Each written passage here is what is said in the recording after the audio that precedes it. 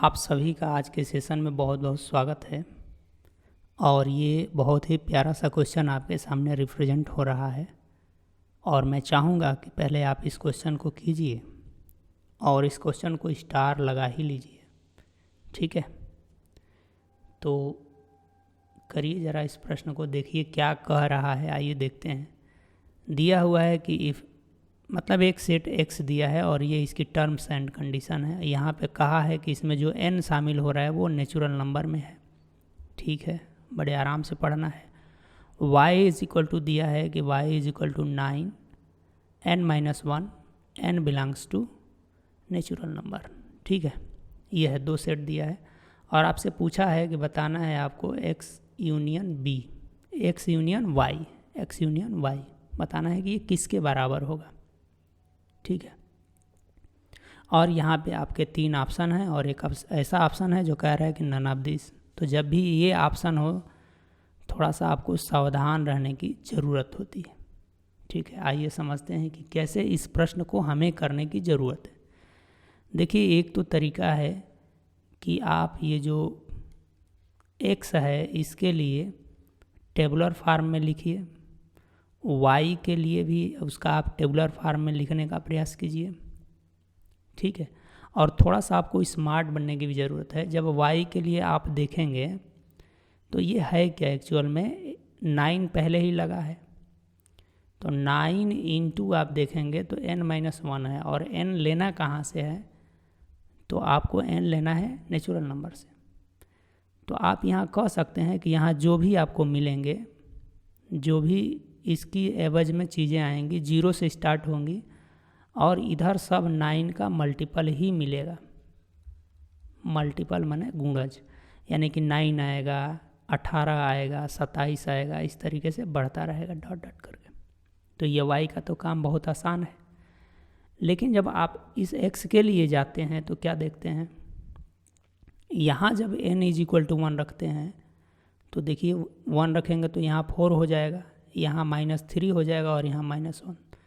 तो -4 में से माइनस ये 4 हट जाएगा तो 1 2 0 आ जाएगा। चलो, एक एलिमेंट मिला। फिर अब n इज इक्वल टू 2 रखेंगे तो 2 रखेंगे तो यहाँ 4 की पावर 2 हो जाएगा, यानी कि 16। यहाँ 6 और 7, तो 16 में से 7 चला जाएगा तो क्या मिलेगा आपको, 9 मिलेगा। 3 रखेंगे 4 की पावर 3 हो जाएगा, तो 4 की पावर जब 3 रखेंगे तो 4 चौका 16, 16 चौका 64 और 64 में से यहाँ से 9 और 1 10 निकल जाएगा तो क्या मिलेगा, 54। ठीक है, आगे जब आप बढ़ रहे हैं तो जब 4 रखेंगे तो अब आपका कैलकुलेशन थोड़ा सा टफ होता जाएगा। 5 रखेंगे तब भी कैलकुलेशन टफ होता जाएगा, तो यहाँ तक आप छोड़ लीजिए। अब देखिए, मैं बार बार कहता हूँ कि अगर ये वाला ऑप्शन नहीं होता ना तो इसको यहीं से कर पाना बेहद आसान है, श्योरिटी के साथ हम कह सकते थे। जब आप अब थोड़ी सी यहाँ पे ऑब्जर्वेशन अपना लाइए, जब आप इस x के एलिमेंट को देखते हैं और y के एलिमेंट को देखते हैं तो आप ये पाते हैं कि x के जितने एलिमेंट हैं वो कहीं ना कहीं इस y के एलिमेंट में आएंगे। ठीक है, देखिए 9 आ रहा है, इस 0 आ रहा है, इसमें भी 9 है, इसमें भी 0 है ना। अब देखिए यहाँ 54 है, तो 54 है क्या, 9 का मल्टीपल ही तो है, तो कहीं ना कहीं इसमें 54 आ जाएगा।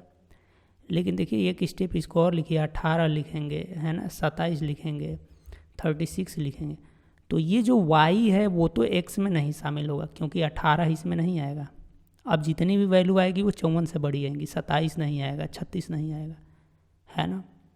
तो जब आप x यूनियन y निकाल रहे होंगे, तो जब यूनियन में आप x यूनियन y निकालने की बात करते हैं तो यूनियन में होता क्या है, जो सेट बड़ा होता है अगर दूसरा सेट उसका सबसेट हो, कुछ ऑप्शन भी इसी तरीके से कह रहा है ना, तो जो बड़ा होता है उसे लिख लेते हैं। तो यहाँ x तो आएगा ही नहीं, x की कोई यहाँ पे सहूलियत नहीं है, ऑप्शन हटा दीजिए क्योंकि y x में नहीं शामिल है। यहाँ अभी देख रहे हैं आप कि x y में शामिल होता हुआ नज़र आ रहा है, लेकिन यहाँ भी थोड़ी सी इधर जब आप बढ़ेंगे तो यहाँ गारंटी के साथ आगे थोड़े नहीं कर सकते हैं कि सभी x के एलिमेंट इसमें शामिल हैं, है ना। अब एक और बात समझ लीजिए कि आप जब इसमें आगे बढ़ रहे होंगे तो इसमें सभी नेचुरल नंबर तो आ नहीं रहे होंगे। देखिए ज़रा, जब इसका आप यूनियन लेंगे तो इसमें 1 2 3 4 कहाँ है, गायब है। और इसमें भी आप देख रहे हैं कि ज़्यादा आने वाले हैं, तो 1 2 3 इसमें भी गायब, 1 2 3 इसमें भी गायब, तो नेचुरल नंबर नहीं हो सकता, ये भी नहीं होगा। अब बचा या तो ये होगा या तो ये होगा। थोड़ा सा रिस्क लेंगे तो प्रथम दृष्टि में आप देख रहे हैं कि ये वाला इसमें शामिल है, अर्थात x यूनियन y ये आ सकता है। थोड़ा सा रिस्क लेंगे और आप चाहें तो इसको मार्क करके बढ़ सकते हैं। लेकिन जब आप यहाँ मार्क्स कर रहे हैं, सही ट्रिक लगा रहे हैं, तो ये वाला जो ऑप्शन है ये आपको थोड़ा सा और सोचने की बात करता है। भाई श्योरिटी के साथ आप थोड़े ना कह सकते हैं कि ये x के सारे एलिमेंट y में शामिल हैं। ये तो आप तब कह पाएंगे ना जब सभी एलिमेंट को आप निकाल पाएंगे, और सभी एलिमेंट को निकाल पाना बड़ा ही मुश्किल है ना। हालांकि एग्ज़ाम में अगर ज़्यादा मत्थापची नहीं करना है तो इतना करके बढ़ जाइए, है ना। मोस्ट ऑफ द केसेस मान लीजिए कि 80% ये सही होता है, 20% में इसकी बात भी होती है, हो सकता है कि ये भी आंसर में आ जाए। तो अब सवाल ये है कि यहाँ पे आप श्योर कैसे होंगे कि जितने एलिमेंट x में आएंगे वो शामिल होंगे। ये तो आप तभी कर पाएंगे जो आप इधर निकाल पाएँ, और निकाल पाने की स्थिति में है नहीं। अगर ऐसे निकालने चले गए n की वैल्यू रख के तो कहाँ तक निकालिएगा भाई, दिक्कत है। अब यहाँ पे ज़रूरत पड़ेगी आपको मैथ्स की, ठीक है, मैथ्स की ज़रूरत पड़ेगी। और मैथ्स की ज़रूरत जब आपको पड़ेगी तो आप कैसे इसको समझेंगे। या तो भाई इधर जितने भी आने वाली जो वैल्यू है उसको आप ये बता दो कि सब 9 के मल्टीपल आएंगे, या तो इधर वाले वैल्यू को बता दो कि वो चाहे बड़े हों, कितना भी बड़े हों, लेकिन वो आएंगे तो 9 के मल्टीपल ही, या तो ये प्रूफ कर दो। जब ये प्रूफ कर दोगे तो इसमें तो 9 के सभी मल्टीपल हैं, तो बड़े वाले ऑलरेडी इसमें होंगे। तो ये बात प्रूफ करना है आपको, ठीक। इसका मतलब ये है कि आपको प्रूफ करना है कि जो 4 की पावर n है, -3n है, -1 है, ये और कुछ नहीं है, 9 का मल्टीपल है। और 9 का मल्टीपल होने का मतलब है कि ये 9 से डिवाइड होता है प्रत्येक n के लिए, ठीक है। तो अब बात ये है कि ये प्रूफ कैसे होगा, है ना। यहीं पे तो आके गाड़ी आपकी अटक रही है कि बताओ भाई अब इसे प्रूफ कैसे करेंगे आप। तो मैं आपको यहाँ पे एक छोटी सी बात कह दे रहा हूँ कि आप पढ़े हैं induction law, mathematical induction law, mathematical induction law. देखिए यहाँ पे सीख रहे हैं, केवल प्रश्न उसमें नहीं सॉल्व कर रहे हैं ना एग्जाम में, इंडक्शन लॉ है ना, यानी कि गणितीय आगमन विधि, ठीक है।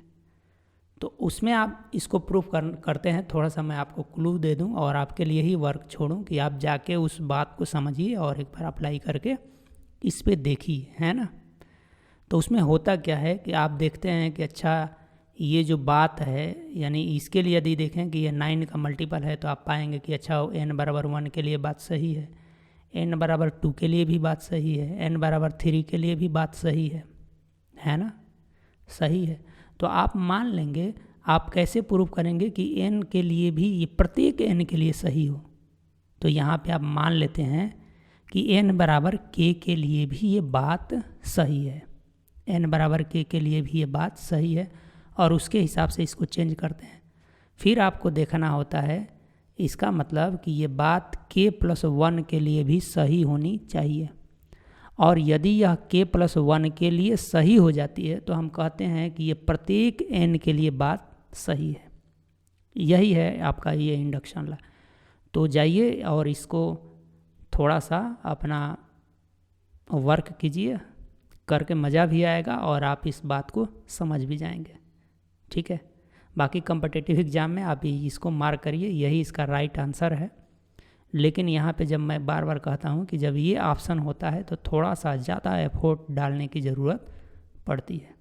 तो मैं उम्मीद करता हूँ कि ये क्वेश्चन आपको बहुत कुछ सिखाया होगा और बड़ा ही अच्छा इंटरेस्टिंग रहा होगा, और आपको सीखने को भी मिला होगा, आप इन्जॉय भी किए होंगे और आपकी प्रैक्टिस भी ठीक ठाक चल रही है इन सेशंस के साथ। तो मैं धन्यवाद देना चाहूँगा लास्ट में। धन्यवाद।